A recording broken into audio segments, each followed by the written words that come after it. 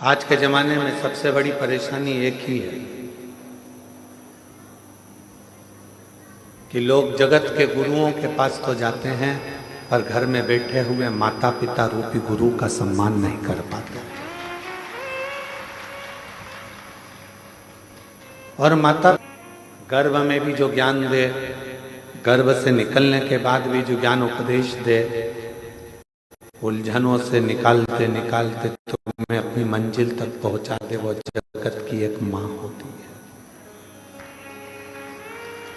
एक माँ, एक पिता उलझनों से निकालता हुआ तुम्हें सतमार्ग पर लेकर चला जाता है।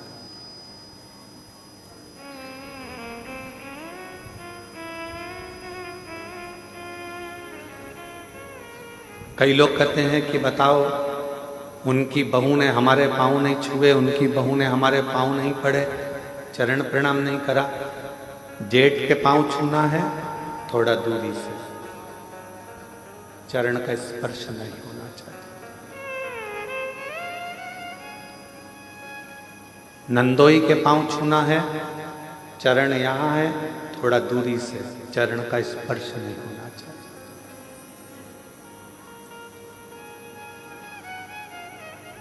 इस कार्य में मैं राजपूतानाओं को, राजपूतों की घर की बहुओं को बहुत बहुत साधुवाद देना चाहूंगा। इस कार्य को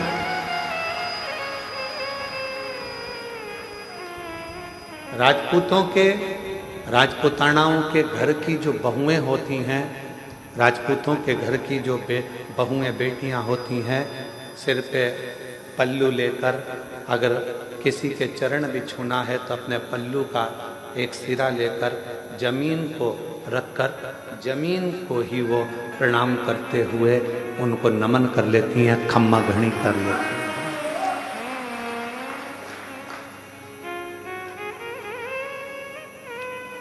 उन्होंने जमीन को हाथ लगाया, खम्मा घड़ी करा, प्रणाम करा, नमन करा।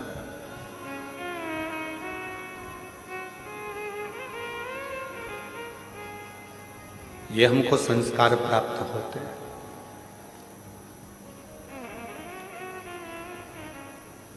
कितना भी विद्वान कोई पुरुष क्यों ना हो, कोई संत, साधु, सन्यासी, तपस्वी, साधक, उपासक, कितना भी विद्वान क्यों ना हो, उसको भी प्रणाम करना है तो थोड़ा दूरी से, चरण का स्पर्श नहीं होना चाहिए।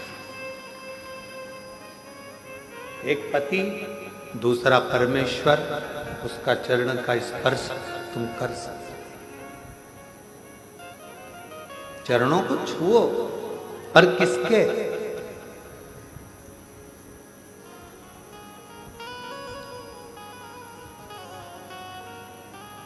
एक मेरे देव अधिदेव महादेव के मंदिर में पहुंचो, मेरे शंकर की चौखट पर जाओ, शिव जी के द्वार पर जाओ, तो शंकर भगवान का अगर मौका लगे आप लोगों को, अगर कहीं ऐसा शिव कृपा कर दे और शंकर जी की करुणा से अगर मौका लग जाए तो शिवलिंग का स्पर्श, जलाधारी का स्पर्श, और अगर नहीं मौका मिलता, किसी मंदिर में जल चढ़ाने का भी मौका नहीं मिलता, किसी मंदिर में जल चढ़ाने के लिए भी अंदर नहीं जाने देते, कोई बात नहीं। मन के हृदय में शिव को बिठाओ और भक्ति का जल अपने मन से चढ़ाओ, शिव उसको भी स्वीकार कर।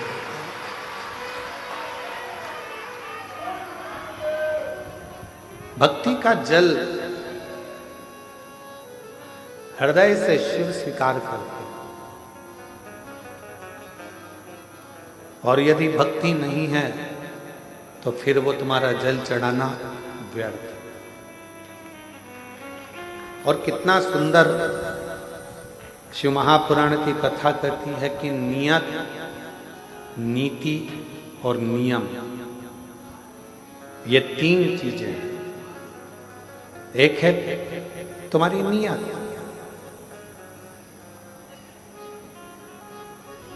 दूसरे नंबर पर है नियम, और तीसरे नंबर पर है नीति।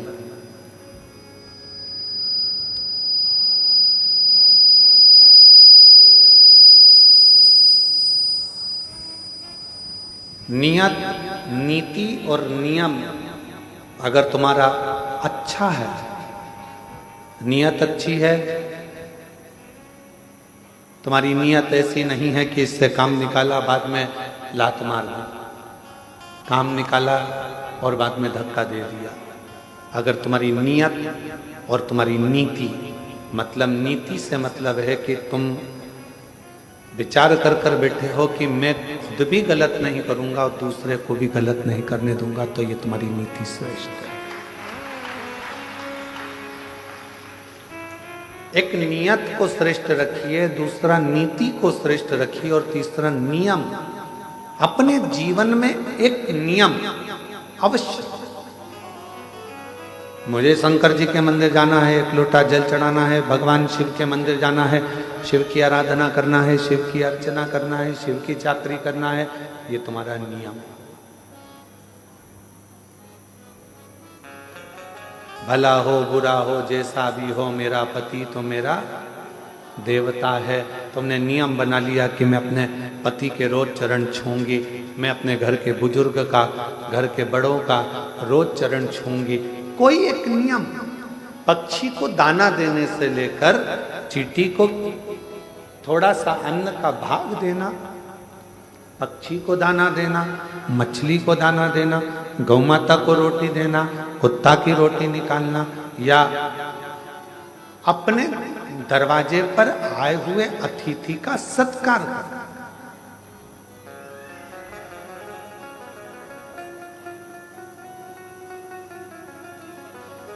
आप लोगों ने एक शब्द सुना होगा, अतिथि देवो भव।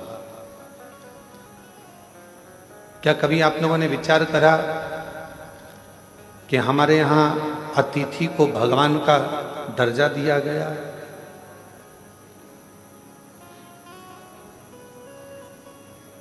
क्यों दिया गया? लिंग पुराण की एक कथा थी और लिंग पुराण की कथा में कहा गया कि अतिथि देवो भव। एक सुदर्शन नाम के मुनि हुए, ग्रस्त थे।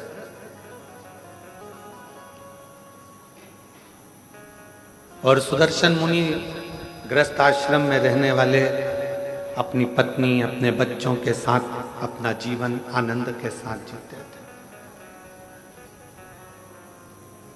आप जितने बैठे हो, जितने भी यहाँ पर पुरुष बैठे हुए हैं, जितने भी पुरुष टीवी पर कथा सुन रहे हैं, मोबाइल पर सुन रहे हैं, या इस कथा के पंडाल में बैठकर कथा सुन रहे हैं, जितने भी कथा सुन रहे हैं, तुम भी एक मुनि हो, तुम भी कोई साधारण व्यक्ति नहीं हो।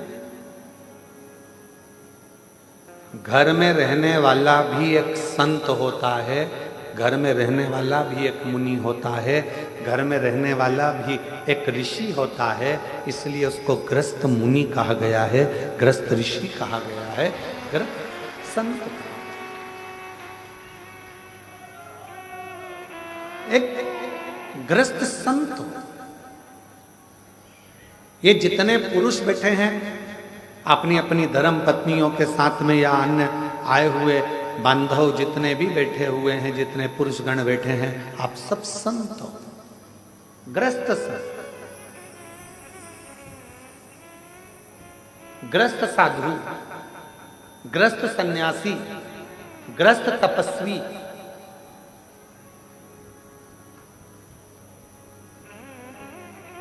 बाहर रहने वाला संत जो अपने घर को सब कुछ छोड़ देता है, वो नदी के तट पर, मंदिर में, एकांत में, कहीं वन में जाकर बैठ जाता है।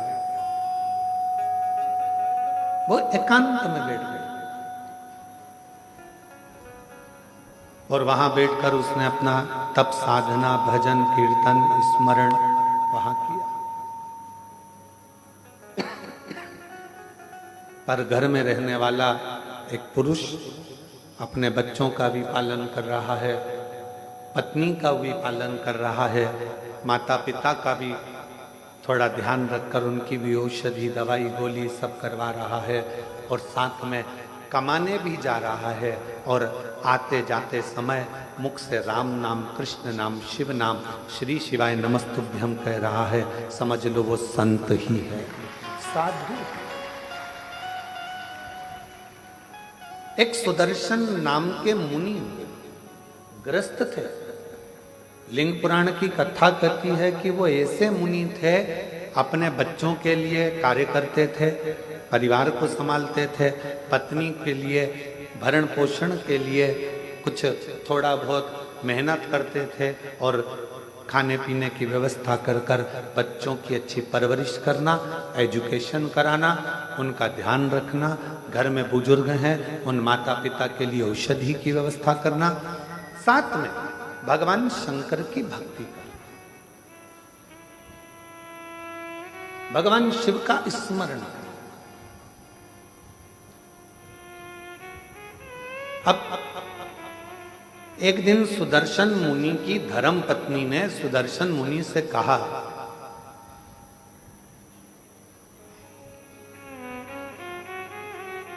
कि मैं बच्चों में व्यस्त रहती हूं, बच्चों की परवरिश में व्यस्त रहती हूं, मैं भगवान के मंदिर नहीं जा पाती हूं, भगवान का भजन नहीं कर पाती हूं, कोई सरल सा तरीका बता दो जिससे मुझे शिव मिल जाए, शंकर भगवान का दर्शन हो जाए, इसका कोई सरल तरीका मुझे बताओ। अब तीनों चीजें जुड़ रही है यहां, नियत भी ठीक है सुदर्शन मुनि की पत्नी की, नीति भी ठीक है कि मुझे किसी का बुरा नहीं करना है, मैं सत्मार्ग पर चलूं, और नियम अपने पति से पूछ रही है कोई ऐसा बता दो कि मुझे मेरे शंकर भगवान का दर्शन हो, ऐसा नियम बता।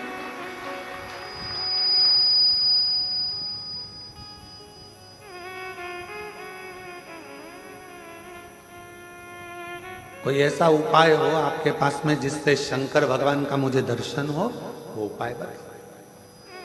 सुदर्शन मुनि ने कहा कि तुझे बच्चों से फुर्सत नहीं मिलती, दिन रात तू व्यस्त रहती है, भोजन बनाती है, माता पिता को खिलाती है, परिवार में रहती है, बच्चों की परवरिश करती है, थक जाती है, तुझे मैं क्या उपाय बताऊं। पर पत्नी ने जिद पकड़ ली, कोई ऐसा उपाय बताओ मुझे कि मुझे शिव मिले। तब सुदर्शन मुनि ने कहा कि एक काम करो, कोई भी अतिथि अपने घर में आए उसकी सेवा दिल से करना, भोजन मांगे भोजन दीजिए, पानी मांगे पानी दीजिए, उसकी पूरी व्यवस्था करना, एक ना एक दिन तुम्हें शिव का दर्शन जरूर होगा, शंकर जरूर मिलेगा।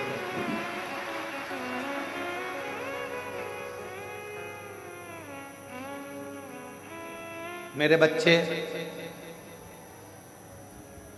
परिवार, बुजुर्ग, पति, ये सब भी तो घर के अंतर्गत हैं, अब इनके लिए तो कहा अगर घर में अतिथि आया हुआ है, मेहमान आया हुआ है, अतिथि का यदि तुम सत्कार कर रही हो, सम्मान कर रही हो, तो उसमें सब कुछ समाया, सब कुछ, माता पिता भी उसमें समाहित हैं, बच्चे भी उसमें समाहित हैं, सर्वस्वता उसमें समाहित है, आप सेवा करो, ठीक है। अब सुदर्शन मुनि की पत्नी ने ऐसा नियम बना दिया।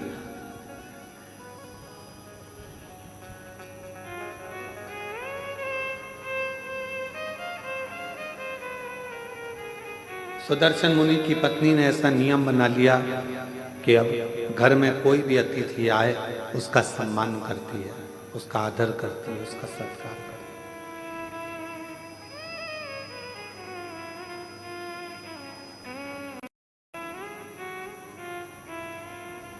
और समय निकलता गया, निकलता गया, निकलता गया। आज शंकर भगवान ने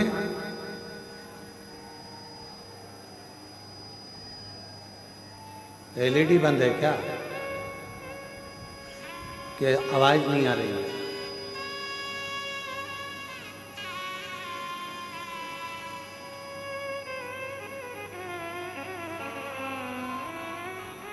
शंकर भगवान ने परीक्षा ली।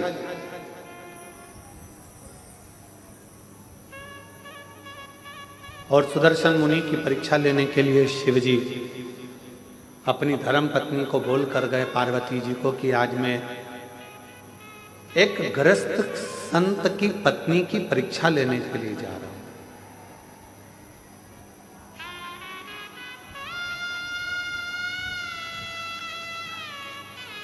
एक जन को भेजिए ना, थोड़ा सा मालूम कर ले। लेडी है।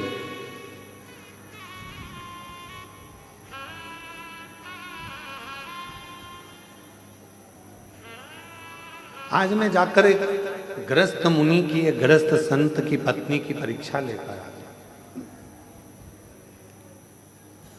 और भगवान शंकर जाने लगे तो पार्वती जी ने उनको रोका। आप जा तो रहे हो, बहुत भोले हो, मैं जानती हूं कि तुम जाओगे और अगर उसने तुम्हारी सेवा करी, परीक्षा में पास हो गई तो तुम कुछ ऐसा वैसा देकर मत आ जाना।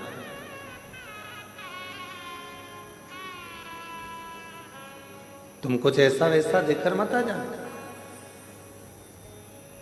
तुम जा तो रहे हो, मना नहीं है, पर थोड़ी सावधानी रखना।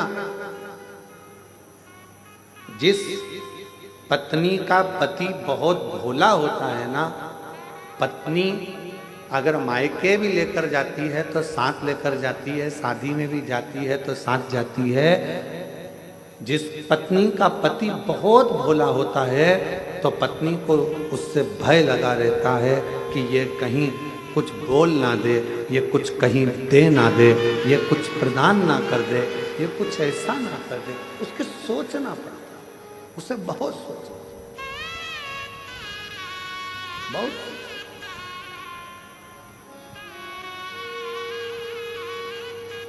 और शंभु शरणे पड़ी मांगू घड़ी रे, दुख काटो दया करी न दर्शन हो। शंभु शरणे मांगू घड़ी रे घड़ी, दुख काटो दया करी दर्शन आगो। अब पार्वती जी को चिंता लगी कि तुम भोले स्वभाव के हो, तुम्हारा नाम ही भोला है। तुम भोले स्वभाव के हो, तुम्हारा नाम ही भोला है।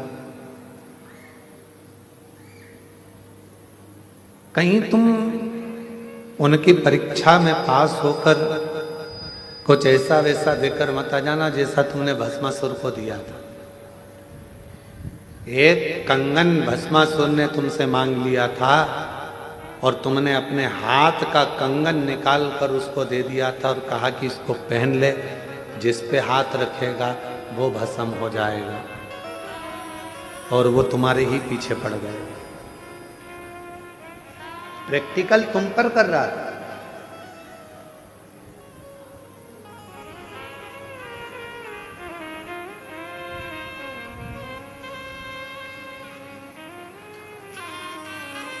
आज के समय में उपदेश देना बहुत सरल है।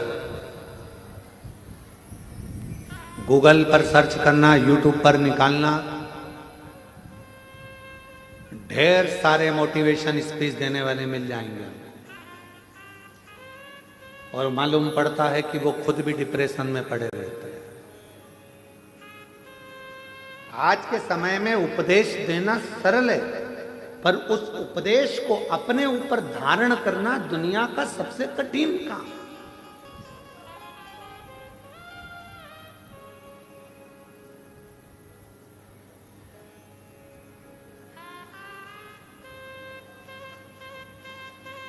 एक तरफ ये कह देना कि मोह में मत पड़ो, माया में मत पड़ो, प्रपंच में मत पड़ो, संसार के बंधनों से दूर रहो। दूसरी तरफ अपने मोबाइल पर देखते रहना कि अपनी कितने फॉलोवर्स जुड़े हैं, अंदाजा लगा कट्ठी। यदि आप संत हैं, साधु हैं, सन्यासी हैं, तपस्वी हैं, साधक हैं, उपासक हैं, तो फिर आपको विरक्ति का भाव आना चाहिए, आपके अंदर कामक्ति का नहीं। कितना जुड़ा, कितना प्राप्त हुआ, कितना लिया, कितना दिया, कितना करा, उससे मतलब।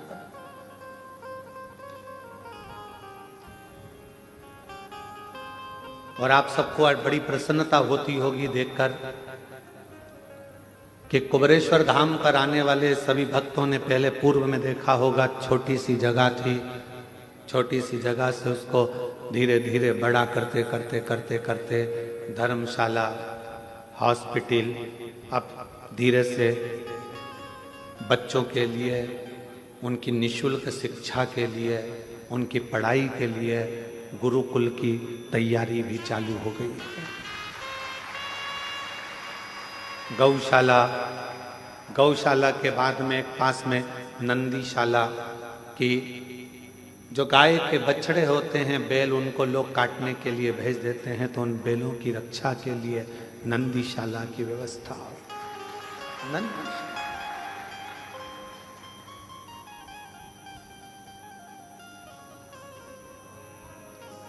एक हॉस्पिटल की रचना शायद 15-20 दिन के अंदर उसकी भी शुरुआत आप लोग एलईडीओं के माध्यम से, आस्था चैनल के माध्यम से देख रहे होंगे। जो यात्री आते हैं उनको कोई तकलीफ ना हो, उनको कोई कष्ट ना हो, उनका निःशुल्क सारा इलाज हो सके, उनके लिए हॉस्पिटल की रचना करिए। भोजनशाला आप देखते होंगे निरंतर रोज, अभी तो आप लोग लाखों की संख्या में आए हो तो बड़ा भोजनशाला चल रहा है, नहीं तो निरंतर 35 से 40 हजार यात्री शिव भक्त रोज सुबह 10 बजे से लेकर शाम को 4 बजे तक भोजन ग्रहण करते हैं लगातार। फिर शाम को बाबा की आरती होकर खिचड़ी प्रसाद ग्रहण करते हैं। अभी ये कथा बाबा के इस पावन ग्राउंड में हो रही है, प्रांगण में हो रही है। ये पूरा प्रांगण तो आप लोगों की पार्किंग आदि की व्यवस्था के लिए है। इसी के ठीक पीछे जहाँ कथा होती थी वहाँ बहुत बड़ा एक इस टेंट का नहीं, बड़ा लोहे का एक शेड बन रहा है, जिसमें लाखों भक्त एक साथ बैठकर आराम से कथा सुन। आप लोगों को पानी ना लगे, गर्मी ना लगे, उसकी व्यवस्था करते हुए 6 से 7 महीने में वो तैयार हो जाए।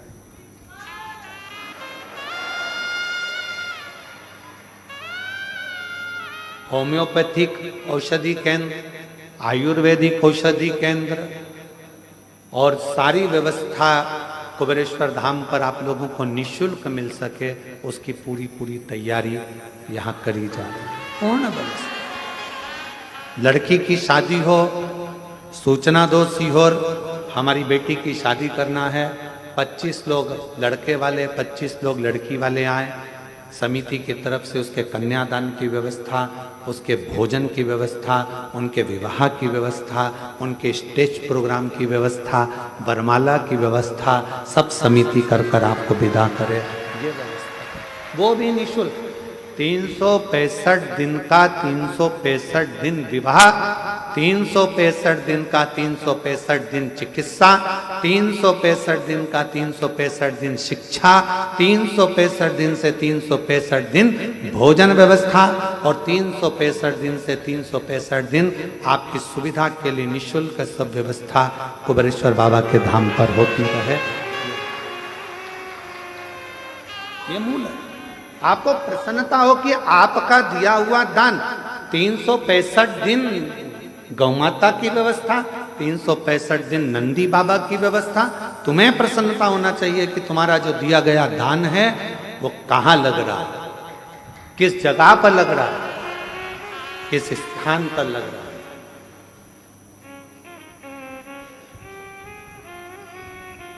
और तो और जो बच्चे पढ़ने में होशियार हैं और फीस जमा नहीं कर पाते तो उनके फीस की व्यवस्था भी विठलेश सेवा समिति पूरे भारत में कर रही है, केवल मध्य प्रदेश नहीं, पूरा भारत। कोई भी प्रदेश होता है, सूचना मिलती है, उसकी व्यवस्था करी। शिव है तेरा तुझको अर्पण, तेरा है तुझे समर्पित। हमारी माता ने तो हमको जन्म दिया था तो हमारे पास में बिछाने के लिए, हमारी माँ के पास में गोदड़ी भी नहीं थी। तुलसी के क्यारे के नीचे जन्म हुआ था और तुलसी के क्यारे के नीचे जन्म हुआ था। हमारी माता का हाथ पकड़कर खींचकर हमारी ताई लेकर कक्ष में गई। बिछाने का सामान नहीं था तो जो मुरमुरा होता है, क्या बोलते हैं उसको, परमल, मुरमुरा, पोहे की लाई जो प्रसाद में खाते हो, मुरमुरा, उसका टाट पड़ा हुआ था बोरा, जिस पर हमारा जन्म हुआ। उस बोरे पर जन्म हुआ है और मृत्यु के समय पर भी कोई राजसी ठाट नहीं। यही मानव का शरीर ऐसे ही छूट कर चले जाना है, इसलिए आपका आप में ही लगा कर जाना है कि आप लोगों की जिंदगी के साथ श्रेष्ठ।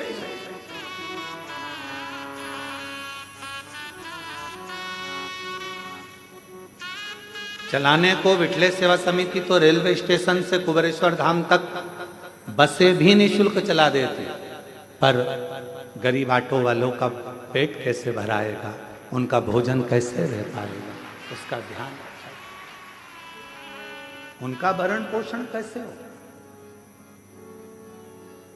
स्टेशन पर ट्रेन आए, जब यहाँ से गाड़ियां भेज दी जाए, बसें भेज दिया जाए, चालू हो जाए, परंतु उनका पेट कैसे भरा, 2 रोटी उनको भी मिले, उसका स्मरण रखा।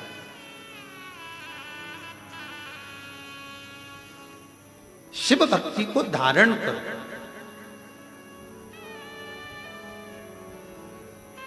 नियत अच्छी रखना, नीति अच्छी रखना और नियम अच्छे रखना।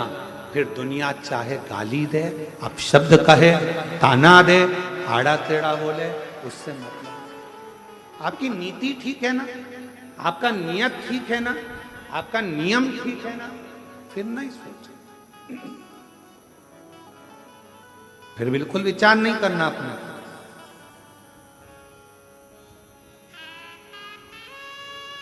हमारे सीहोर के कई हॉस्पिटल हैं जिसमें वेंटिलेटर तक नहीं है, पर कुबेरेश्वर धाम का जो हॉस्पिटल बना है उसमें ढेरों सारे वेंटिलेटर तक लगाए गए हैं, जिससे किसी को दिक्कत ना, किसी को तकलीफ, किसी को कष्ट ना।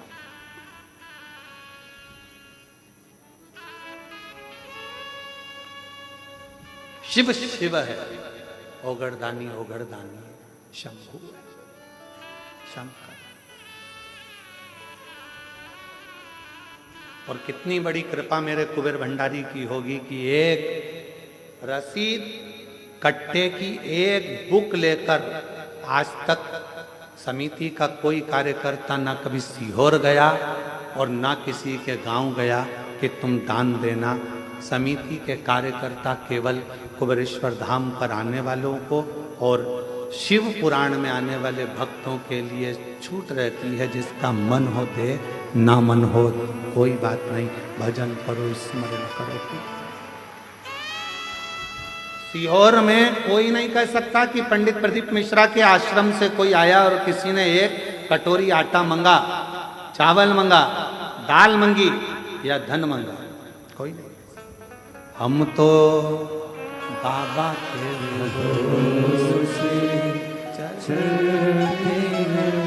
जब वो पाठ कर रहे हैं, सुबह 8:30-9 बजे पाठ चल रहा है और हमारे ललित महाराज आकर कहते हैं कि दूध की जगह छाछ डल गया।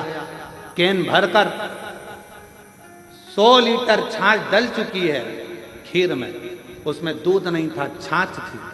अब क्या होगा? तो जब वो छाछ को दूध कर सकता है तो वो दुनिया का सारा भंडार भी भर सकता है। ये हम उसके आश्रित होकर चलते। कल का जब प्रसंग देखा वहां जाकर जब केवल बाबा का भाव देखा तो आंख से जल बह रहा था कि तू कितनी करुणा करता है, कितनी कृपा करता। कब तू दूध का छाछ कर देता है, छाछ का दूध कर देता है, पता ही नहीं पड़ता। ये तेरी कृपा। नहीं तो 2 दिन पहले छाछ तो आज की कड़ी के लिए आई थी। आज जो कड़ी बनना थी, छाछ उसके लिए थी, और मालूम पड़ा वो खीर में पड़ गई। और तेरी कृपा का क्या है भरोसा, कब किस पर हो जाए, जरा सी हम पर कर दो, जरा सी हम पर कर दो। जिस पर भी हो गई तेरी करुणा कृपा, भव पार हुआ, भव पार हुआ। पापी हो चाहे जितना, उसका भी बाबा उद्धार हुआ, उद्धार हुआ। गिद्ध अजामिल गणिका जैसे तेरे मन को भा, जरा सी हम पर कर दो, जरा सी हम पर कर दो। तेरी कृपा का क्या है भरोसा, कब किस पर हो जाए, जरा सी हम पर कर दो, हो जरा सी हम पर कर दो। अपनी नीति सही रखना, अपनी नीयत सही रखना और अपना नियम सही रखना। फिर दुनिया कुछ भी कहे, आग लगे बस्ती में, अपन रहो मस्ती में।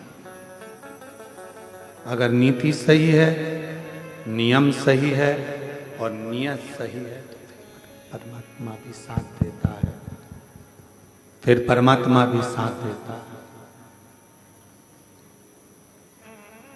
सुदर्शन मुनि की धर्म पत्नी ने कहा कि मैं मुझे नियम तो नियम भेजा, अतिथि देवो, अतिथि का शिव मिलेगा इसमें, क्यों नहीं? आप कोई भी एक नियम तो पकड़ो, शंकर भगवान को मिलने में देरी नहीं लगेगी। आप पकड़ो एक नियम, ठीक है, अतिथि सत्कार का नियम पकड़ा,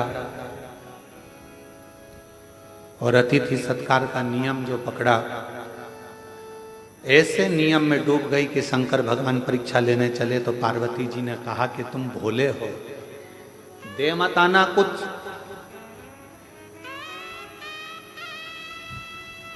और भोला जो होता है ना, उसके साथ भोलेनाथ हर पल होता है, हर पल। कुछ दे मत आना, ठीक है, अब मुझे जाने तो दे। पत्नी ने, माता पार्वती ने प्रसन्न चित्त से अपने पति को भेजा। एक दरिद्र का वेश बनाकर, बड़ा तन पर कपड़े फटे हैं, भिक्षुक का वेश बनाकर आवाज लगाई सुदर्शन मुनि के दरवाजे पर, माता भिक्षाम दे, भूख लगी, कुछ भाग मिले मुझे तो अच्छा है। सुदर्शन मुनि की पत्नी ने दरवाजा खोला। बाबा क्या बात है, भूख लग रही है। बाबा अभी तो मैंने भोजन नहीं बनाया, पर अगर आप थोड़ी देर बैठोगे ना बाबा तो मैं भोजन बना दूंगी। बाबा कहते हैं मैं बैठता हूं, तुम बनाओ। बाहर बैठने लगे बाबा। अंदर सुदर्शन मुनि की पत्नी ने उनको अंदर आसन लगाकर बिठा दिया, द्वार बंद करा, अंदर अतिथि भोजन कर, भोजन बना रही है, गुनगुना रही है भगवान के नाम। क्या देखा, भोजन बनकर तैयार हुआ, इसमें एक रोटी बनकर अलग रखा दी गई है। किसकी रोटी है? गाय। रोटी अलग रखा। खूब हंसे भोलेनाथ, खूब डट के हंसे। गुस्सा आया थोड़ा सा सुदर्शन मुनि की पत्नी को कि हमारे घर भोजन करने आए और तुम हंस रहे हो। क्यों? सुदर्शन मुनि के दरवाजे पर बैठे हुए अतिथि के रूप में भोलेनाथ ने कहा कि धन्य है देवी, आप धन्य हैं।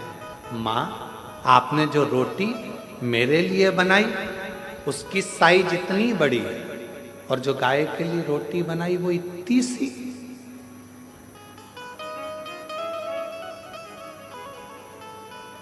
होना तो ये चाहिए, मैं 2 पांव से चलता हूं, गाय 4 पांव से चलती है। मेरा शरीर छोटा है, गाय का शरीर बड़ा है, तो मेरी रोटी से बड़ी तो गाय की रोटी होना चाहिए। पर संसार के लोगों ने अपनी रोटी से छोटी रोटी गाय की कर दी है। बोलो, ये गलती केवल सुदर्शन मुनि की पत्नी से नहीं, अपने घर में भी होती है।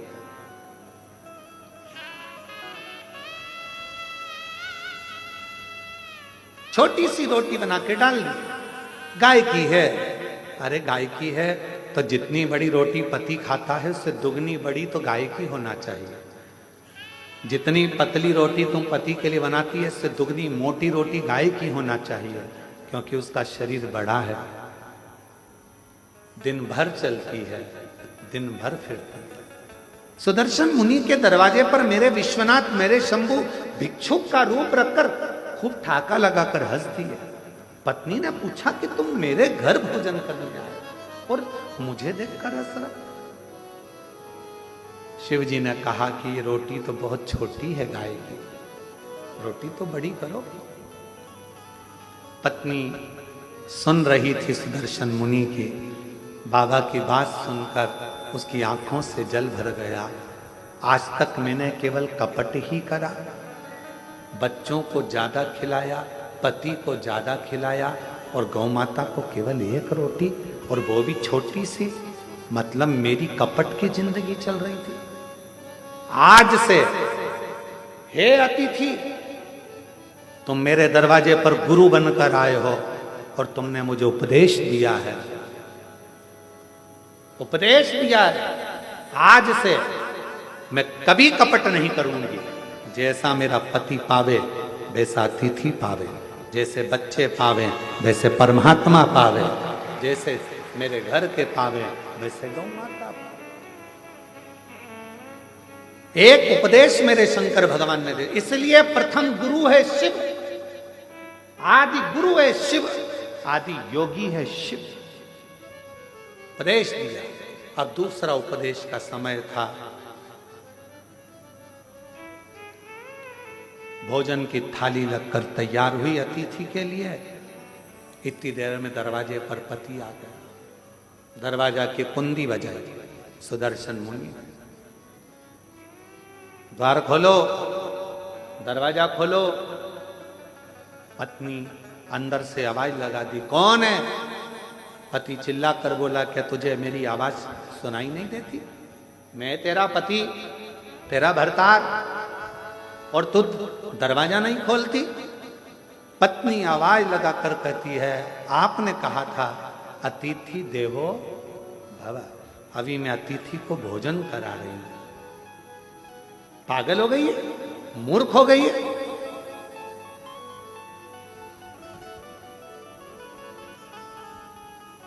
ना जाने किसको घर के अंदर बिठा कर रखा है, कोई चोरी कर कर चले जाएगा, बाहर निकाल उसको, दरवाजा खोल। इतने में पत्नी मुस्कुरा कर बोली, मैंने आपसे पूछा था तो आपने कहा था कि अतिथि तो भगवान का स्वरूप होता है, और मैंने आपको गुरु मानकर आपकी वाणी पर विश्वास कर लिया। अब तो मैं दरवाजा तभी खोलूंगी जब अतिथि का भोजन हो जाएगा, प्रणाम कर लूंगी, वो विदा होगा, तब मैं द्वार खोलूंगी, तब मैं द्वार खोलूंगी। शिव ने पूर्ण परीक्षा ली। आज मेरे शंकर भगवान निकलते ही नहीं घर से बाहर। लाओ जरा एक गिलास दूध और लाओ, जाओ। सुदर्शन मुनि की पत्नी दूध का गिलास भर गया। अब बोले, बाबा मेरे झोले में जो कपड़े रखे हैं वो सारे चल चल के गंदे हो गए हैं, माँ धो दोगी? माँ कपड़े धो रही, 1 घंटा कपड़े धोने में हो। अब बाबा बोले कि मेरे को पानी पीना है, पानी नहीं। फिर थोड़ी देर बाद बोले खाना ज्यादा हो गया, मेरा मन कर रहा है 1-2 घंटा आराम कर लो। बाबा सो गया। फिर थोड़ी देर बाद बोले अब मेरा मन हो रहा है जाने का। इसको तो खुशी नहीं हुई, पर दरवाजे के बाहर जो बैठा था सुदर्शन मुनि, उसको प्रसन्नता हुई, अब दरवाजा खुलेगा। जिस गुरु ने उपदेश दिया था वही डिप्रेशन में पड़ा था, टेंशन में। अब द्वार खुलेगा। तैयार हो गए, झोली टांग ली, सब कुछ हो गया, चलने की तैयारी थी। इतने में सुदर्शन मुनि की पत्नी से बाबा बोले मेरे कपड़े लेकर आ जाओ। कपड़े लेकर आई तो सुदर्शन मुनि के पत्नी ने कपड़े दिए। जो कपड़े दिए तो बाबा बोले अभी तो ये गीले हैं, जब तक सूखेंगे नहीं तब तक जाऊंगा। अब अभी गीले हैं, अभी नहीं जाऊंगा। लिंग पुराण की ये कथा है, बड़े प्रेम से अगर आप पढ़ेंगे तो 122 नंबर के अध्याय पर इसको प्राप्त करेंगे। बड़ा सुंदर सा। अब उठे नहीं, कपड़े सूखेंगे नहीं तब तक जाऊंगा नहीं। बैठ गए। अब वो बाहर बैठा पति फिर बैठ गया बेचारा। संध्या होने लगी, शाम का समय होने लगा। सुदर्शन मुनि की पत्नी से बाबा बोले देख के आओ कपड़े सूखे। हाँ बाबा सूख गए, ले आओ। लाए, झोले में भरे, जाने लगे। अब कहने लगे माँ मन कर रहा है अब रात को कहाँ जाऊंगा, रात को कहाँ जाऊंगा। ये गांव तो मेरा परिचित भी नहीं है, जिस गांव के अंदर मैं जाऊं कोई मेरा पहचान वाला भी नहीं है, मैं कहाँ जाऊंगा। सुदर्शन मुनि की पत्नी ने कहा जो आपकी आज्ञा हो, जैसा आपका मन करे वैसा आप करे। तो कहा मैं पर पुरुष तुम पर नारी, एक कक्ष में रहना उत्तम नहीं है। मेरा मन है या तो मैं बाहर चले जाऊं या तुम चली जाओ। तो कहा बाबा आप अतिथि हो, आप घर के अंदर रहो, मैं घर के बाहर चली जाती हूँ, मैं घर के बाहर चली जाती हूँ। सुदर्शन मुनि की पत्नी घर के बाहर चली गई। सुदर्शन मुनि अपनी पत्नी से कहे तूने द्वार नहीं खोला। खोला तो था अभी हाल, तो वो अतिथि कहाँ है? का वो तो अंदर है, तू बाहर। हाँ, उसी ने कहा रात्रि का समय है, पर नारी पर पुरुष एक जगह पर ठीक नहीं। भले तुम माँ हो पर स्थान बदला जाए, मुझे बाहर कर दिया। चलो अपन बाहर सो जाते हैं। पत्नी ने अपना बिछोना बिछाया, चैन की नींद सो रही, पर पति जिसने ज्ञान दिया था अतिथि देवो भव, वो टेंशन में रात भर दरवाजे पे ही सोया, कुछ ले नहीं जाए, कुछ ले नहीं जाए। उपदेश देना सरल है, ज्ञान देना सरल है, ये कहना सरल है मोह मत रखो, माया मत रखो, ये मत करो, वो मत करो, वो मत करो। ज्ञान उपदेश देने वाले ढेर सारे मिलेंगे। 24 घंटे मोबाइल पर देखो, कोई ना कोई उपदेश देता हुआ मिल जाएगा। ये मत कर लेना, एकादशी पर ये दोष मत कर लेना, प्रदोष के दिन ये गलती मत कर लेना, शिवरात्रि पे ये गलती मत कर लेना, सावन का महीना चालू हो रहा है, शंकर जी को ये मत चढ़ा देना, शंकर जी को वो मत चढ़ा देना, शंकर जी की पूजन ऐसे कर लेना, वैसे कर लेना। लोग डराएंगे, धमकाएंगे।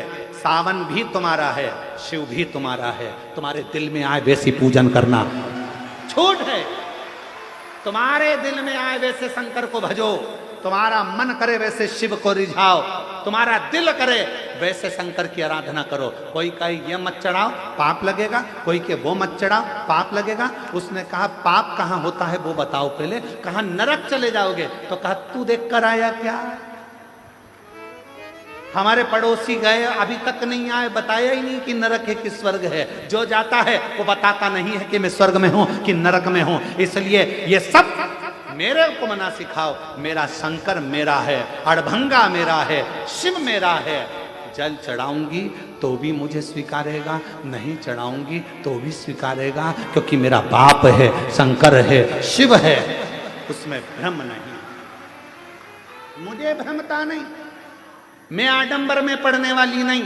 कोई ने कहा ये मत चढ़ाओ, कोई ने कहा वो मत चढ़ाओ, कोई ने कहा ऐसा मत करो, कोई ने कह दिया वैसा मत करो, कोई ने कहा ये कर देना तो ऐसा हो जाएगा, कोई ने कहा वैसा कर देना तो वैसा हो जाएगा। अरे हम तो बाबा के भरोसे चलते हैं, हम तो बाबा के भरोसे चलते हैं। आडंबर से भी उपदेश देना सरल है, कहना सरल है, ऐसा मत करो, ऐसा मत करो,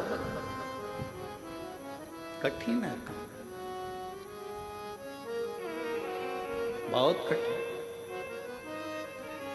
पति उपदेश दे दिया, अतिथि देवो भव, दरवाजे पर सो रहा है। सुदर्शन मुनि दरवाजे पर सो रहे हैं, ये कुछ लेकर ना चले जा। दूसरे दिन सुबह धर्म पत्नी के नेत्र खुले, पति के चरणों को प्रणाम करा, दरवाजा बजाया, अतिथि देवो महादेवो, अतिथि देवो महादेवो, दरवाजा बजाया। शंकर भगवान जो रूप में थे, दरवाजा खोला, खोल कर जो पत्नी ने दर्शन किया, ये कोई दरिद्र भिक्षुक नहीं है, ये तो मेरा देव अधिदेव महादेव है।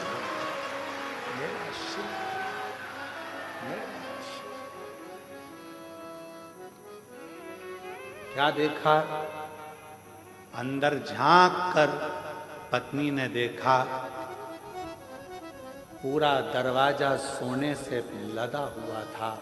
जिस कक्ष में रात्रि में शिव रुके थे, वो पूरा कक्ष हीरे और पन्नों से भरा हुआ था, अंबारियों से लदा पड़ा। पति को जगाने के लिए पत्नी गई, इतनी देर में मेरा देव अधिदेव महादेव चला गया, शंकर गया।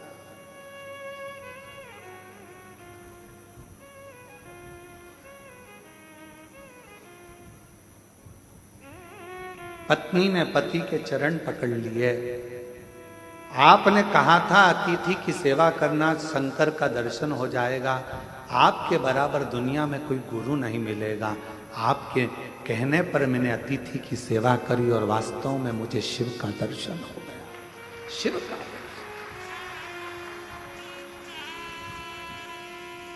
मुझे शंकर भगवान का दर्शन हो गया। ये कृपा नहीं तो क्या है? क्या है? मैं नहीं जानती थी कि वाणी पर भरोसा करा हुआ, शिव पर करा हुआ विश्वास एक ना एक दिन सुख प्रदान करता, आनंद प्रदान करता।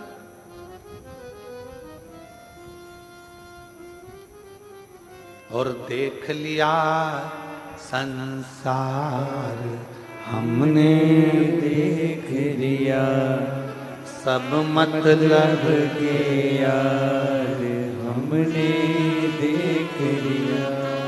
झूठे नाते झूठे रिश्ते, झूठे नाते झूठे रिश्ते, अरे झूठा है संसार हमने देख लिया। सब मतलब के यार हमने देख लिया। अतिथि देवो भव, ये संबोधन गलत नहीं है।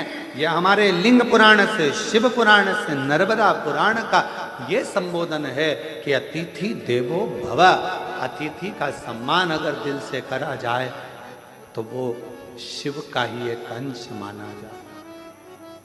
यहाँ पर काशी वाले चतुर्वेदी जी आज आए हैं। कहाँ? ये काशी में जब कथा थी, हम विदा हो रहे थे, तब इनकी आंख में आंसू भरा हुआ था। इनकी धर्म पत्नी और ये दोनों, दोनों की आंख में आंसू था। और हमने पूछा, हम जा रहे हैं इसलिए रो रहे हो क्या? तो कहा नहीं, हम इसलिए नहीं रो रहे। तो हमने पूछा फिर रो क्यों रहे हो? कहा इतने सारे शिव भक्त काशी में आए, हो सकता है उनके भोजन की व्यवस्था में कुछ कमी रह गई हो, तो आंख में आंसू भर रहा। हो सकता है, साधुता चतुर्वेदी दोनों हो सकता है। उनके सेवा में कोई कमी रह गई,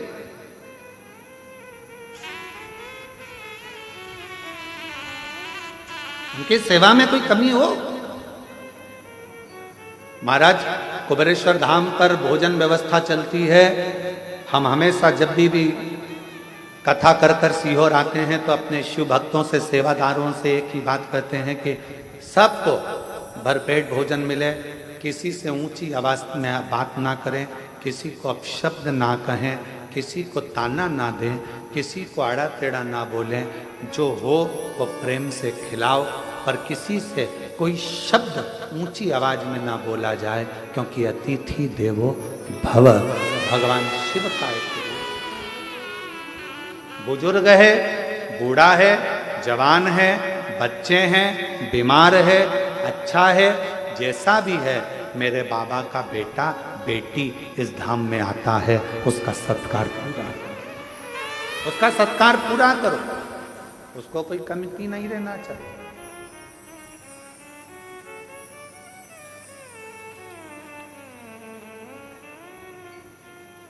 उसको कोई कमती नहीं रहना चाहिए। ये आपके लिए नहीं आए हैं, ये मेरे देव अधिदेव महादेव के लिए आए हैं, मेरे शंकर के लिए। और जिसके लिए आए हैं उनके प्रति तुम्हारा कर्तव्य बनता है कि आप उनको भरपेट भोजन करें। और आपका भी कर्तव्य है, जितने शिव भक्त कुबेरेश्वर धाम पर आते हैं उनसे भी हमारा निवेदन है कि आपका भी एक कर्तव्य है, एक गंदगी मत होने देना। दूसरा, यहाँ आने के बाद में ऊंची आवाज में बात ना करते हुए प्रेम से बोलने का प्रयास करना। तीसरा, भोजन करो तो झूठा मत छोड़ना। चौथा, अपनी थाली अपनी प्लेट स्वयं मांजो, साफ करो और बाबा के भरोसे शिव नाम का जाप करो। यह अपना नियत, नीति और नियम, ये तीन हमारे जीवन में श्रेष्ठता प्रदान करते हैं। अगर आपकी नियत सही है तो आपको दुनिया में कोई पीछे नहीं हटा सकता, आप बढ़ते चले जाओ। आपका नीति सही है, आप जगत कल्याण की बात करते हो, जगत उद्धार की बात करते हो, उसमें कोई आपका कोई विशेष आपके लिए कोई आवक का स्रोत ना सोचा जाए। आप तो केवल नीति के अनुसार कार्य करिए, नियत से, अच्छी नियत से कार्य करिए और नियम से काम करो। जिंदगी की सफलता आपके पास होगी, आपके पास होगी। अच्छा एक बात बताओ, बहुत लंबा रास्ता है, बहुत लंबा रास्ता है, बहुत ऊंचा रास्ता है, बहुत लंबा रास्ता है। इस रास्ते को काटना है तो सबसे ज्यादा जरूरी चीज क्या है?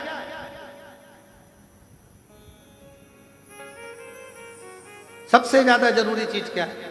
रास्ते को काटना है। रास्ता लंबा है, मंजिल दूर है, ऊंचाइयां बहुत है, तो इस रास्ते को काटने के लिए सबसे जरूरी चीज क्या है?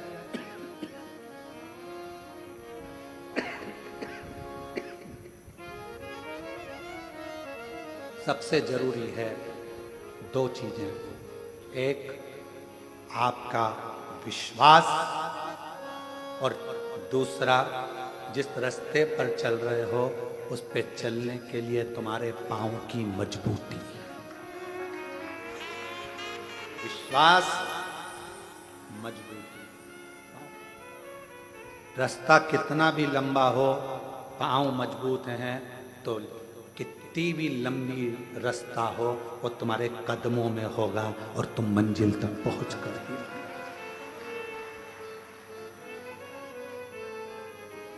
कितना भी लंबा रास्ता, कितनी भी लंबी मंजिल बहुत दूर क्यों ना है, मंजिल रास्ता कदमों में होता है अगर विश्वास प्रबल होता है, भरोसा प्रबल होता है। मेरे भगवान शंकर माता सती के भी गुरु हैं और मेरे भगवान शंकर माता पार्वती के भी गुरु हैं। अब गुरु का एक बहुत बड़ा फर्ज है,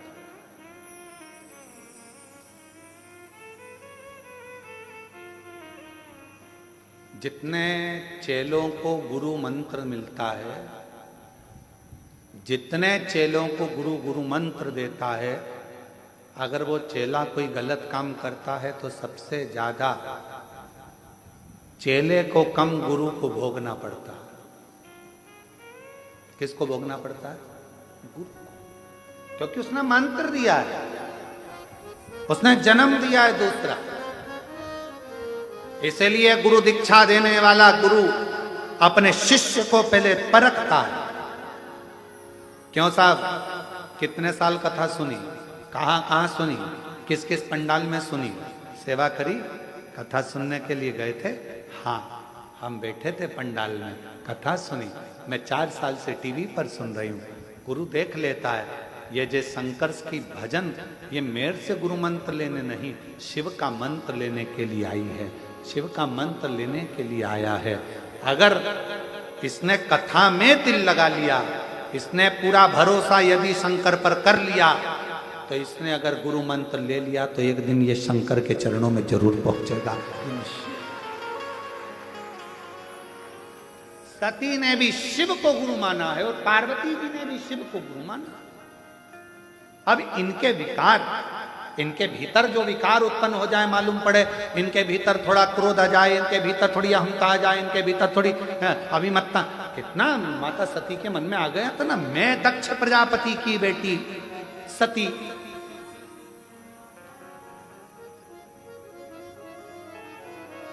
और मुझे कुंभज ऋषि के आश्रम में कथा सुनाने लेकर जा रहे।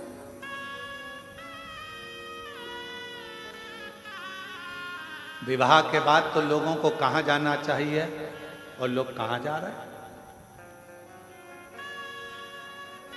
आप कहां लेकर जा रहे हो मेरे को? कितना सुंदर कहा है,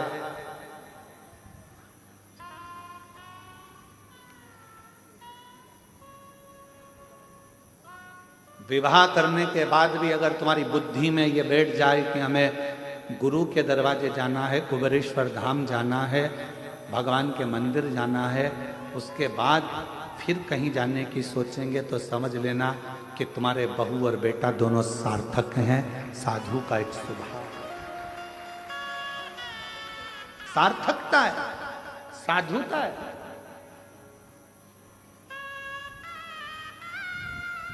जैसे कहां जा रहे हैं, कहां, हम उज्जैन जा रहे हैं, कहां जा रहे हैं, हम ओमकारेश्वर जा रहे हैं। अच्छा, मतलब मध्य प्रदेश आने वाले हो? हाँ। और तुम्हारे मन में आ गया, अरे भैया मैंने सुना है मध्य प्रदेश में सीहोर जिला है, सीहोर जिले में, सीहोर के पास में 11 किलोमीटर दूर पर, रेलवे स्टेशन से 11 किलोमीटर दूरी पर कुबेरेश्वर बाबा का धाम है, जहाँ का कंकर शंकर के रूप में पूजाता है।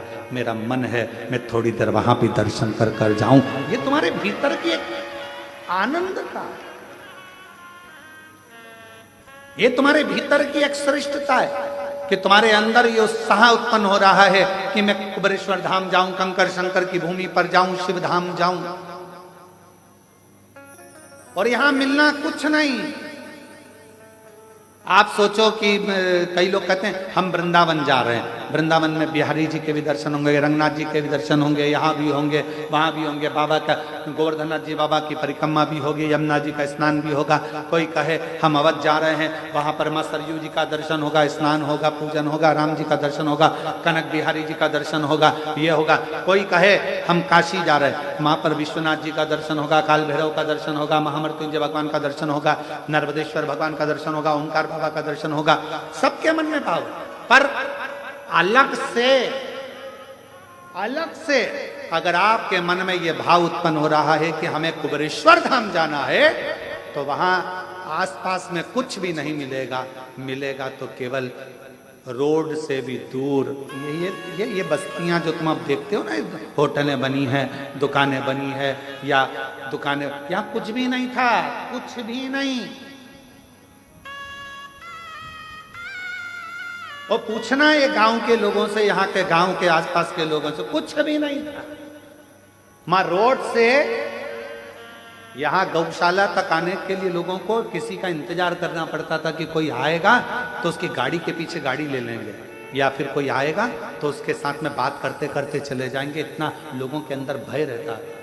जंगल खेत खलियान पूरा खाली, केवल एक जिस स्थान पर बड़ा शिवलिंग बना हुआ है वहीं पर एक छोटा सा बाबा का स्थान,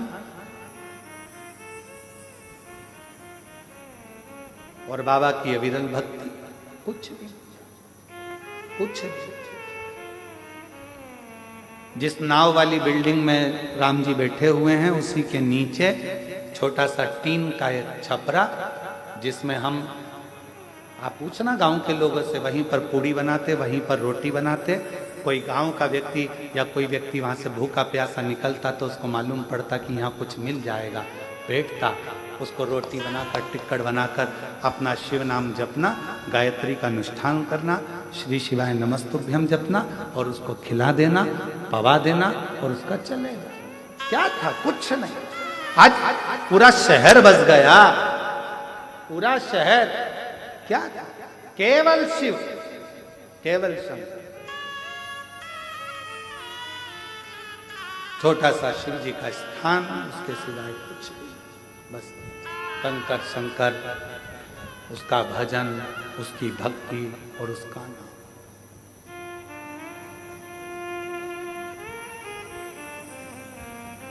कई लोग कहते हैं गुरुजी आपने वृंदावन नहीं चुना, कल हमारे चतुर्वेदी कह रहे थे कि वृंदावन नहीं चुना, अयोध्या नहीं चुना, उज्जैन नहीं चुना, आपको यही जगह चुनी जहां पर बिल्कुल एकांत अलग साइड में।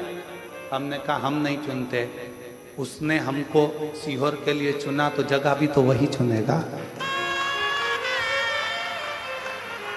चुनने वाला वो है, सब बनाने वाला वो है, करने वाला वो है। आप और हम तो केवल एक निमित्त मात्र हैं, केवल निमित्त।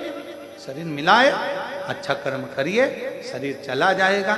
लोग याद करें ना करें, पर इतना तो करेंगे कि कुबेरेश्वर धाम में आकर एक लोटा जल चढ़ाकर भगवान की अविरल भक्ति को धारण करें, उससे ज्यादा कुछ। और हम तो बाबा के भरोसे चलते हैं, हम तो बाबा के भरोसे चलते हैं। ये दुनिया वाले जलते हैं, ये दुनिया वाले जलते हैं, डमरू वाले के भरोसे चलते हैं, काशी वाले के भरोसे चलते सीहोर वाले के भरोसे चलते हैं। इस भूमि पर आने के बाद अगर आपने दिल से एक स्थान पर बैठकर 108 बार श्री शिवाय नमस्तुभ्यम मंत्र का जाप किया, बाबा से प्रार्थना करी, 5 कंकर बीन कर पूजन करी, 1 कंकर साथ ले गए, बाबा से विनय कर कर रुद्राक्ष मांगा, ले गए। जो कामना कर कर आए हो, मेरा विश्वास कहता है 3 महीने में बाबा वापिस बुला लेगा।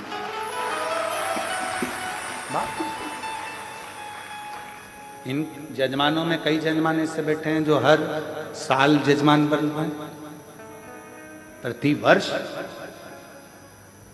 यहां पर भी बनते हैं, 12 ज्योतिर्लिंग में भी बनते हैं, बड़ी कृपा शिव करता, बनते रहते।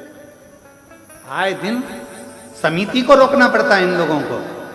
वो एक माता बैठी है महाराष्ट्र वाली, तो ये इनको अब की बार समिति ने मना किया, नहीं अभी हमारे जजमान बहुत सारे हो गए, तुम्हारे हर बार बन जाती है, हर बार आएंगी और तुरंत कह देंगे अगला नाम लिख के रखो, अगला नाम लिख के रखो।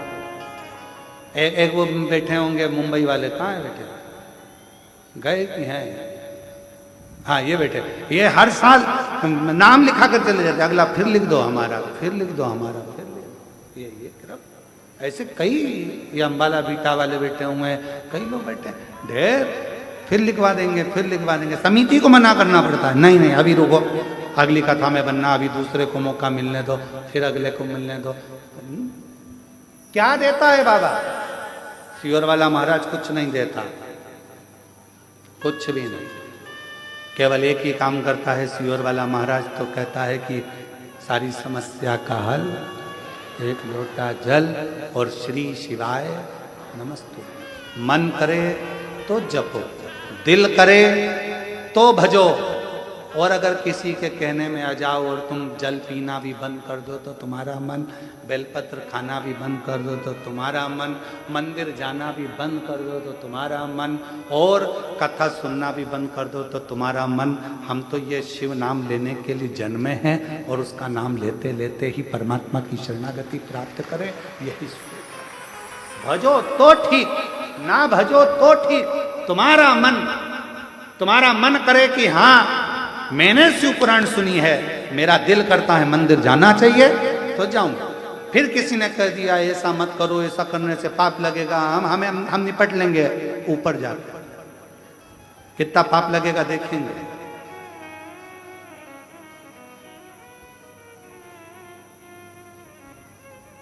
शायद भारत की भूमि पर जितना विरोध किसी पुराण का नहीं हुआ होगा, उतना विरोध शिव महापुराण का हुआ है। जो मिलता है केवल शिव पुराण का, ये ऐसा बोल दिया, वैसा बोल दिया, ये गलत कर दिया, वो गलत कर दिया। अरे कुछ भी गलत करा, उसका नाम तो पशुपति नाथ है। एक कुत्ता भी जाता अगर उसे चाट लेता है तो अगला जन्म नहीं पाता है, उसको पशुपति नाथ कहते हैं। एकांत में शंकर जी का ओटला, शंकर जी का मंदिर खाली पड़ा है, उस खाली पड़े मंदिर में कोई नहीं जाता तो कौन पहुंच गया? कुत्ता। कौन पहुंच गया? गाय। कौन पहुंच गया? पशु पक्षी जानवर जीव सांप बिच्छू सब उस मंदिर के अंदर होंगे, शंकर जी से चिपके रहेंगे, शिवलिंग से चिपके रहेंगे। चीटा शिवलिंग के पास, चीटी शिवलिंग के पास। किसी मंदिर की बड़ी बड़ी मूर्तियों का दर्शन करिए, बड़े बड़े इष्ट भगवान का दर्शन करिए, किसी मंदिर में तुम्हें चीटा चीटी नजर नहीं आएंगे, पर शंकर जी के पास सब चिपके रहेंगे। फूल में इल्ली, वो भी शंकर जी से चिपकी, वो भी चिपकी, और ऐसे चिपकी ऐसा लग रहा है जैसे पूछो मती कि इतने प्रेम से कैसे चिपकी। समझो, जब पशु पक्षी जानवर जलचर थलचर वायुचर ये सब शिव के करीब में है, क्यों? क्योंकि उसका नाम विश्वनाथ है। वो सारे विश्व के वासियों को, चाहे जो भी जीव हैं, उसको अपना बना लेता है। लोग कहते हैं पाप लगेगा, शिव महापुराण की कथा कहती है भगवान का जल पीने से पाप नहीं। शिव पुराण की कथा कहती है अगर कोई शंकर जी का प्रसाद लेकर जा रहा है, उसका मात्र दूर से खड़े होकर भी दर्शन कर लिया जाता है, तो फिर उसके परिवार की 71 पीढ़ियां बैकुंठ चली जाती है, भोगना नहीं पड़ता है। यह शिव पुराण में लिखा है। विद्येश्वर संहिता के अंदर शिव महापुराण में लिखा कि शिव जी के प्रसाद का मात्र दर्शन करने से भी 71 पीढ़ियां तर जाती है, 71 पीढ़ियां। तो फिर शिव तत्व क्या, उसको समझे तो। शिव माता पार्वती जी ने शंकर को अपना गुरु माना, और गुरु का फर्ज है विकारों को हर लेना, कष्टों को हर लेना, तकलीफों को हर लेना।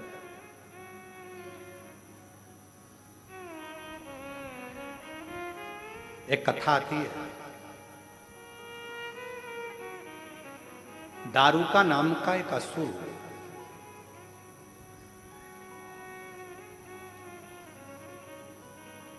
आज कथा में भजन नहीं हुआ, भजन थोड़ी देर से लेते हैं, अब कथा चालू हुई है तो थोड़ा विचार। एक दारुका नाम का असुर, ठीक है, नींद तो नहीं आ रही है ना? हाँ ठीक है, दोनों हाथ उठाकर एक बार हर हर। ठीक है, एक दारुका नाम का असुर, उसने ब्रह्मा जी का तप करा, और ब्रह्मा जी से तप कर कर उसने मांगा कि मेरे प्राण नहीं छूटा। अच्छा, जितने भी असुर थे ना, ये सोचते थे कि मैं मरूं, पर मरना तो पड़ता था।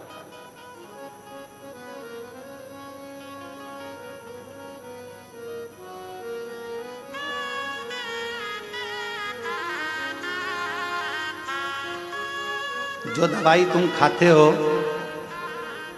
जो टेबलेट तुम खाते हो, बीपी की हो, चाहे शुगर की हो, चाहे थायराइड की हो, चाहे आँख की हो, कमर की हो, घुटना की हो, वो दवाई भी एक दिन एक्सपायर हो जाती है। बोलो सही है कि गलत है?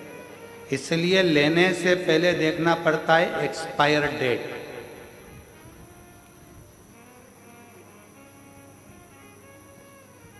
हमारे कुबेरेश्वर धाम में कई लोग आते हैं कि साहब हमको बिस्कुट बंटवाना है, कोई कहता है साहब हमको पानी बंटवाना है, कोई कहता है साहब हमको ये चीज़ बंटवाना है। हम कहते हैं बंटवाने से पहले तुम जो बिस्कुट भेजोगे उसकी तारीख का फोटो खींचकर भेजो, उसकी एक्सपायर तारीख कब की है, तो हम धाम पे से बंटने देंगे। मालूम पड़े एक्सपायर हो गई, किसी काम की नहीं रही, और तुमने कहा कहाँ दियाओ, तो के धाम पे दियाओ, मैं इतने लोग आते हैं, बढ़ जाएगा। सीहोर कुबेरेश्वर धाम पर तो किसी के घर में अगर शादी में बूंदी लड्डू भी ज्यादा बन जाते हैं, और अगर वो देना भी चाहें तो सीहोर कुबेरेश्वर धाम पर नहीं लिए जाते हैं। क्यों? यहाँ बाबा का धाम है। जो बाबा को भोग लगेगा, जो बाबा की प्रसादी बनेगी, भले रूखी बने, सूखी बने, खिचड़ी बने, जो मेरा कुबेर भंडारी खाएगा पाएगा वही उसका शिव भक्त पाएगा, उसके सिवा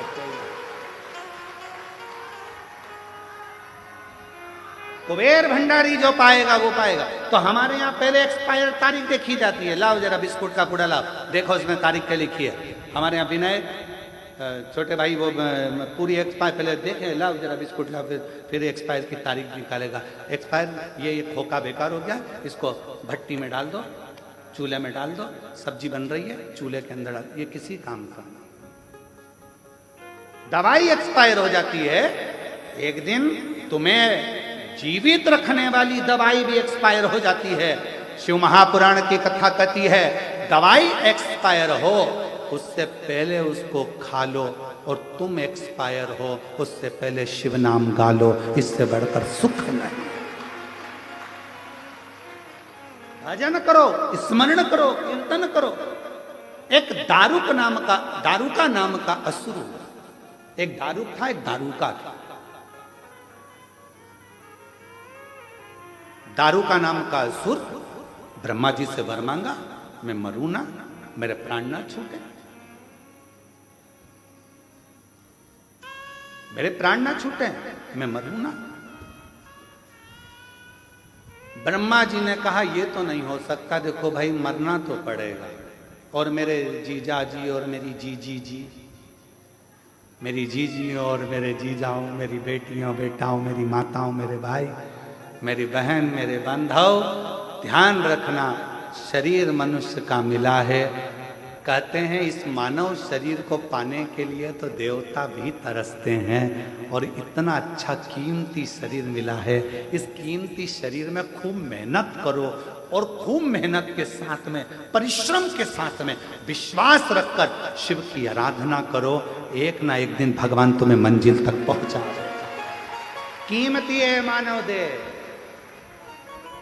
और मानव देह अनमोल रे, माटी में ना रोल रे। अब तो मिला है फिर ना मिलेगा, कभी नहीं कभी नहीं कभी नहीं रे। मनुष्य जन्म अनमोल रे, माटी में ना मोल रे। अब तो मिला है फिर ना मिलेगा, कभी नहीं कभी नहीं कभी नहीं। ये मानव का शरीर मिला, बड़ा कीमती है, इसको समझो।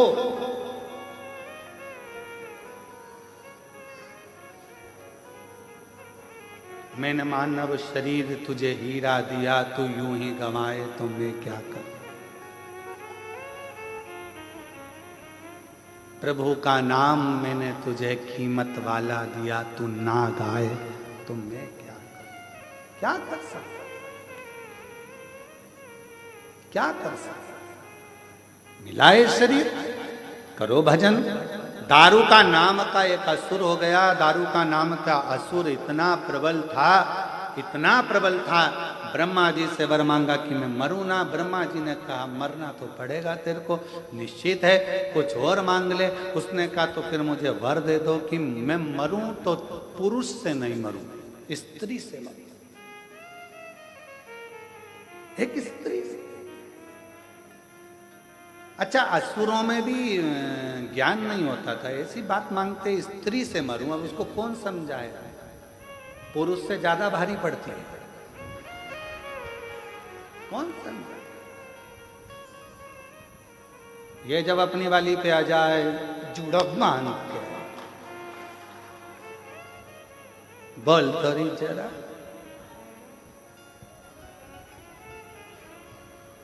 फिर बोल। अब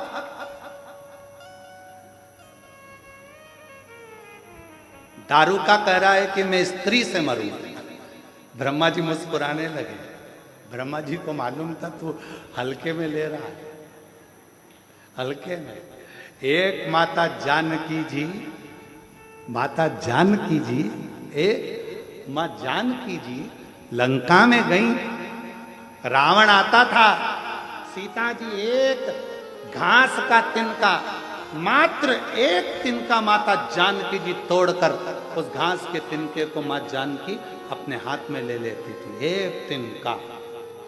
और रावण कहता था, ए सीता, जानकी जी से कहता, तिनके को देखती रहती है, मुझे तो देख। रावण का समझ नहीं पाया कि इस घास के तिनके में ऐसा क्या था। रावण को कौन समझाए ये वो घास का तिनका सीता जी हाथ में क्यों लेती है? क्योंकि जब जानकी जी विवाह कर कर आई थी,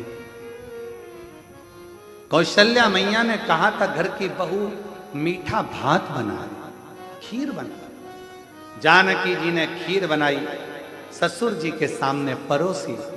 सीता जी उधर गई, खिड़की में से हवा चली, एक तिनका खीर में चला गया। सीता जी ने जो देखा, खीर में तिनका पड़ा है।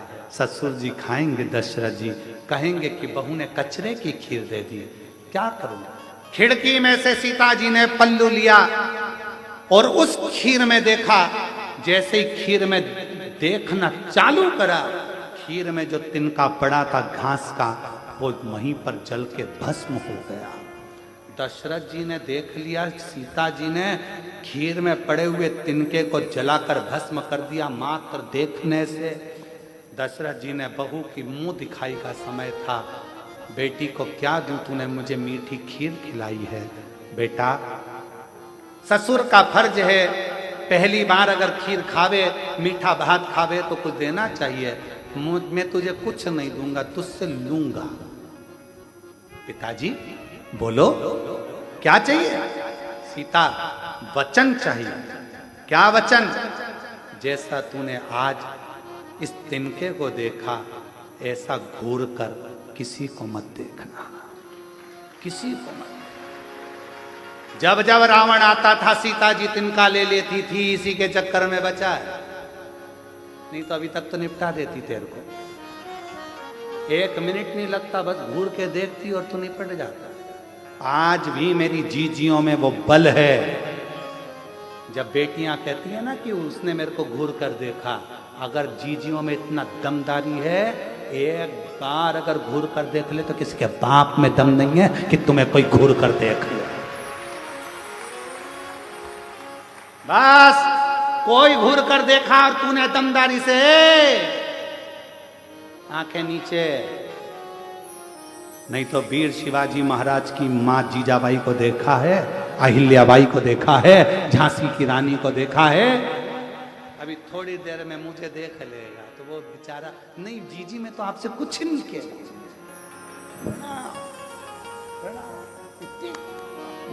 नेत्र में इतना बल है, देखो कथा। दारू का कह रहा है कि मुझे वर दो, मैं स्त्री से मरूं, स्त्री से, नारी से। ओहो, ब्रह्मा जी मुस्कुराने लगे, तू हल्के में ले रहा, मैं स्त्री के हाथ से। ठीक है, तथास्तु, दे दिया वर, तथास्तु। समय आया, बहुत उत्पात मचाया दारूका ने, इतना उत्पात मचाया कि देवता घबराकर शिव जी के पास आ गए। और भगवान शंकर तो समाधि में लीन थे। पुकारना, कर्पूर गौरम करुणावतारम संसार सारम भुजगेन्द्रहारम। ओम नमः शिवाय, ओम नमः शिवाय, नमः शिवाय, ओम शिवाय। कर्पूर गौरम करुणावतारं संसार सारं भुजगेन्द्रहारं। नमः शिवाय। ओम नमः शिवाय। नमः शिवाय। ओम नमः शिवाय। नमः शिवाय। ओम नमः शिवाय। नमः शिवाय। ओम नमः शिवाय। कर्पूर गौरम करुणावतारं संसार सारं भुजगेन्द्रहारं। नमः शिवाय।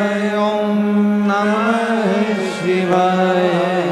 नमः शिवाय। ओम नमः शिवाय। जो शिव जी की आराधना करी बाबा नेत्र खोल कर पूछे क्या बात है, क्या हो गया, क्या चाहते हो? देवता कहने लगे कि वो दारूका नाम का असुर परेशान कर रहा है और उसको मारने के लिए स्त्री चाहिए, नारी ही मार सकती है, बस इतनी सी बात। हाँ,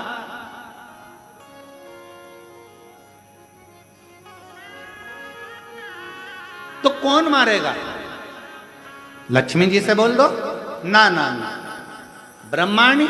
ना ना ना। फिर कौन मारेगा? पार्वती। तो कहा पार्वती जी तो कभी इतनी बात भी नहीं करती, एकदम मौन रहती है, चुप रहती है, शांत रहती है। और फिर निवेदन है, जो ज़्यादा शांत रहता है, मौन रहता है, चुप रहता है, उसको हल्के में नहीं लेना चाहिए। वो है शांत, है मौन, चुप, पर फिर कभी कभी कभी कभी तेरे भक्त जनों पर माता भीड़ पड़ी है भारी और दानव दल पर टूट पड़ो मार करके सिंह सवार। सो सिंहों से तू बलशाली अष्ट भुजाओ वाली दुखियों के दुख डेली बार। फिर अपने वाले पे शांत है। अरे ये पार्वती तो बहुत मौन रहती हैं, चुप रहती हैं, शांत रहती हैं, ये क्रोध नहीं कर सकती, इनको नहीं आता। पार्वती मैया का नाम आया, शिव जी ने मना करा। शंकर भगवान जानते थे पार्वती जी का स्वभाव, क्योंकि ये महागौरी है, मां शीतला है, शांत का स्वरूप। पर बाबा से विनती करी तो बाबा ने कहा ठीक है, तुम चाहते हो दारूका मरे, तैयारी करो दारूका के मरने की। मरेगा, सब देखेंगे। शिव जी ने जो विष पिया था, कंठ में विष गया था, पार्वती जी ने नीचे नहीं उतरने दिया था, कंठ में बैठकर पार्वती जी ने विष को रोक लिया था। अंदर नहीं उतरने दूंगी, मेरा पति विष पिए, अंदर नहीं उतरने दूंगी। पार्वती जी ने विष को कंठ में बैठकर रोक लिया। अब शिवजी को लगता था हमेशा कि ये कब तक बैठी रहेगी, इसको निकालना तो पड़ेगा, एक बार प्रकट तो करना पड़ेगा। हर हर। और भगवान देवाधिदेव महादेव, मेरे विश्वनाथ भगवान ने, मेरे कुबेरेश्वर बाबा ने, मेरे महाकाल राजा ने पार्वती जी को निमंत्रण दिया। पार्वती कब तक कंठ में बैठी रहेगी, विष है, जहर है, तुझे भी तकलीफ होगी, बाहर निकल, प्रकट हो। निकलती नहीं, मां आती नहीं, आई। तब माता पार्वती जी के लिए शिव जी ने कहा, तेरे भक्त जनों पर माता भीड़ पड़ी है भारी दानव दल पर टूट पड़ो मार के सिंह सवारी। तब मां से कहा, तेरे भक्त दुखी हैं, तकलीफ में है, तेरी औलाद, तेरी संतान कष्ट में है। मां का हृदय पसीज गया, पसीज गया। मेरा बेटा दुखी है, मेरी बेटियां दुखी है। और जैसे ही सुना, पार्वती जी प्रकट हो। उस समय पर मां पार्वती पार्वती नहीं थी।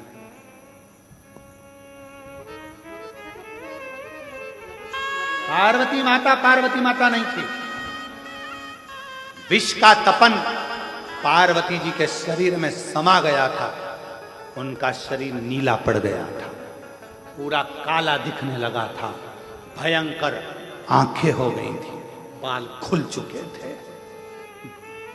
शरीर पूरा काला। जैसे ही प्रकट हुई शिवजी के मुख से निकल गया काली, कालका, महाकाली। जो देखा भयंकर रूप देखकर भगवान देवादिदेव महादेव भी थकित रह गए, बैठे थे खड़े हो गए। कालका का रूप, काली का रूप। पार्वती जी ने कालका बनकर, काली बनकर पूछा, बोलो विश्वनाथ, इसका संहार करना है। काली चली। एक दारू का है, राक्षस असुर है, परेशान, सबको कर रखा, मार दे। कालका गई। एक तो विष की तपन, ऊपर से शिव की शक्ति, तीसरा शिव जी ने कह दिया काली, हमेशा कहते थे गोरी, आज कह दिया काली।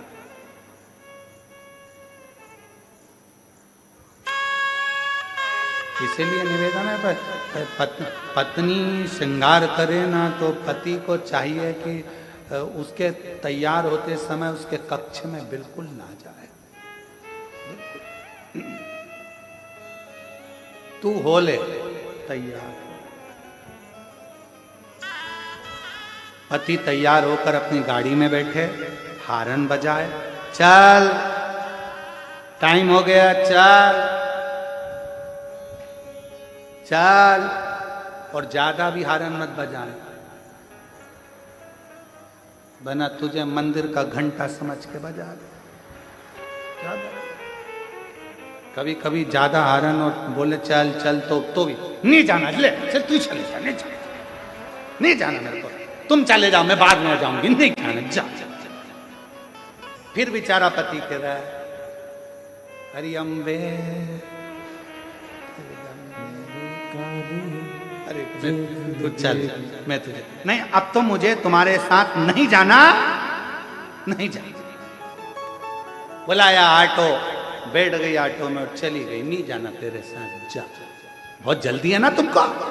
अब बेचारा पति पहुंचा शादी में, ये भी पहुंच गई शादी में, और पति मुस्कुरा कर बात कर रहा था और देवी उसको आंखें फाड़।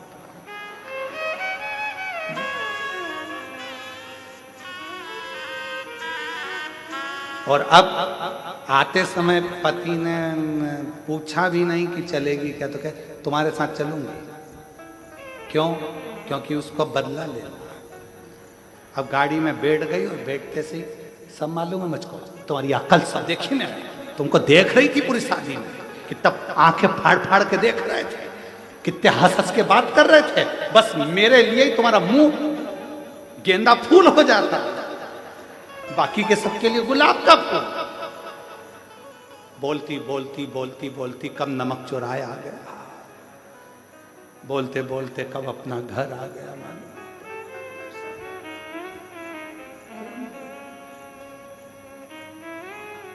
एक तो असुर का संहार, विष के कारण प्रागट, दूसरा शिव ने कह दिया काली, टूट पड़ी भवानी और गई, दारुका का संहार कर कर आ गई।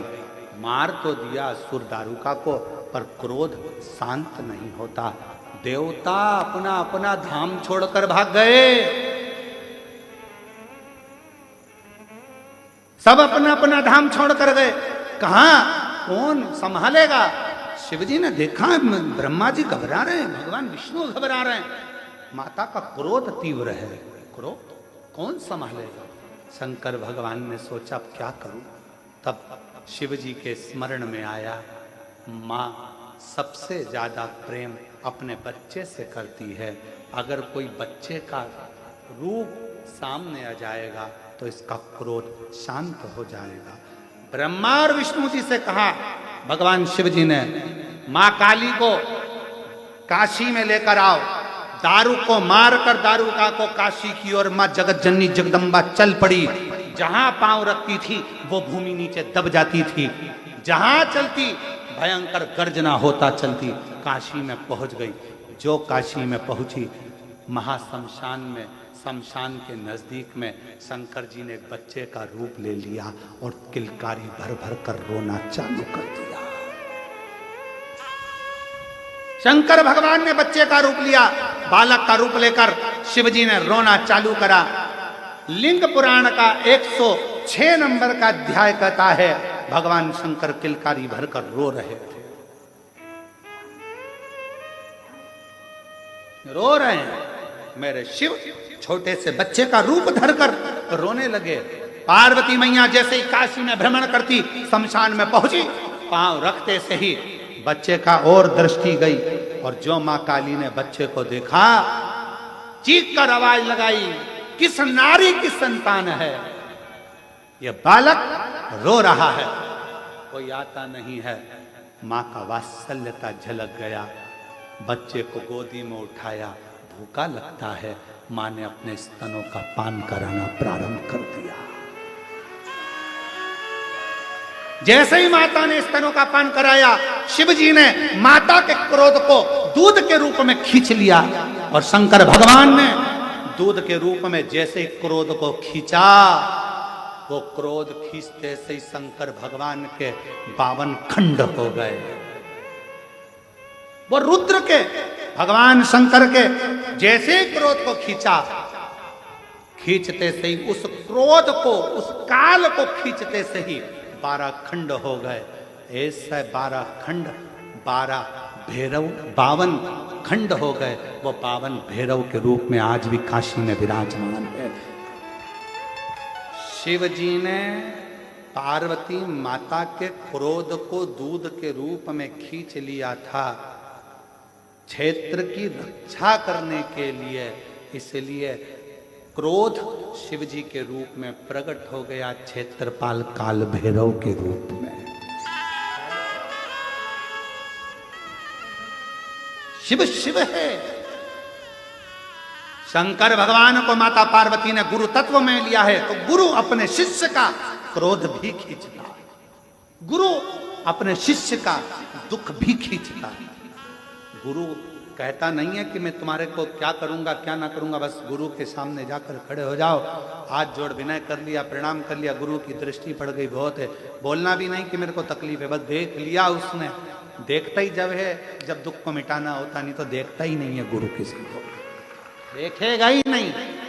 कहीं कृपा की न हो जो आदत तुम्हारी, तो सुनी ही रहती अदालत तुम्हारी। गरीबों के दिल में जगा तुम न पाते, तो किस दिल में होती इबादत तुम्हारी, तो किस दिल में होती इबादत तुम्हारी। एक हृदय से पुकारो,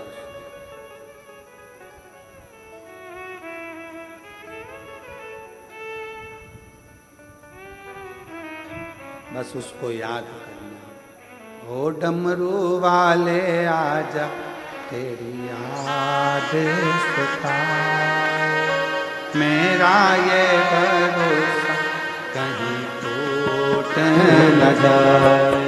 ओ डमरू वाले आजा, तेरी याद सताए, मेरा ये भरोसा कहीं टूट न जाए।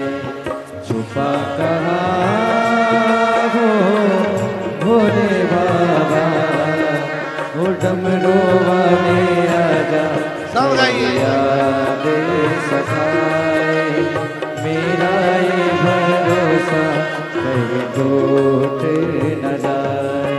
ओ डमरू वाले आजा, तेरी याद सताए, मेरा ये भरोसा